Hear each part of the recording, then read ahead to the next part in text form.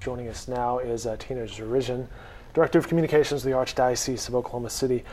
Thank you very much for your time. A tough day for you. Yes. And really a very tough day for the family as well. Mm-hmm. What can you tell us? How are the Dolan family? How is the Dolan family doing? I haven't personally spoken to the Dolans, but I did talk today to Dr. Chris Carter, the superintendent of Catholic schools, who was with the family, and also to Father William Novak, who is our Vicar General, who prayed with the family and actually offered last rites for Quade. And when I talked to Dr. Carter, she was crying herself and very distraught because she loves the Dolan family. We all do.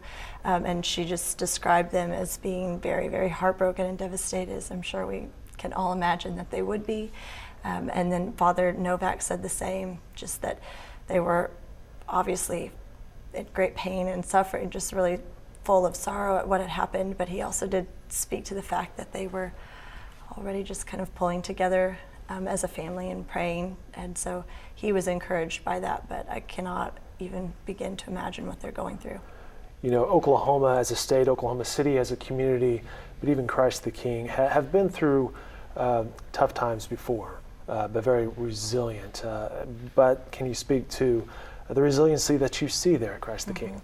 Now, Christ the King is one of the largest and most vibrant parishes in the Archdiocese, but it really has faced its share of tragedy. This isn't the first difficult, painful event that has occurred there. And so, sadly, Father Rick Stansberry, Principal Karen Carter really have now had experience at responding to tragedies.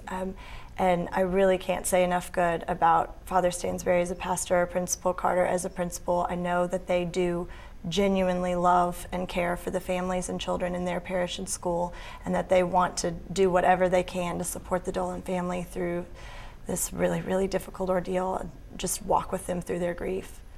Not a usual day for you from your usual routine, but you had been on site early this morning. What did you see as far as the community there and their reaction? I was not actually at Christ the King Catholic School. I was at the Catholic Pastoral Center, which is the headquarters for the Archdiocese. And a Mass was held there. But Mass was held there for the family.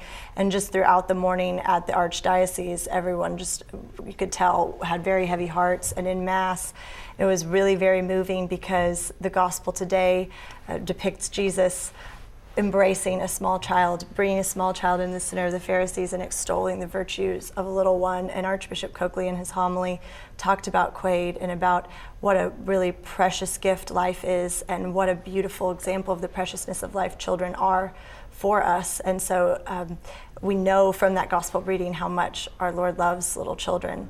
And that was a moment for me that was just very poignant and precious, even as it was also really, really sad. Well, it's a sad moment and a tragedy, not just for the Catholic community or Christ the King community, but for parents everywhere. Is there anything the community as a whole can do at this point? We just ask for continued prayers and for respect for the privacy of the family, and I'm sure that there will be more to come in terms of things that we can do to support the Dolan family, and we will definitely let you know that. All right, very good. Tina Zurizian, we appreciate your time today, and you know, our condolences as well to the family and to your community. Thank you. We appreciate it.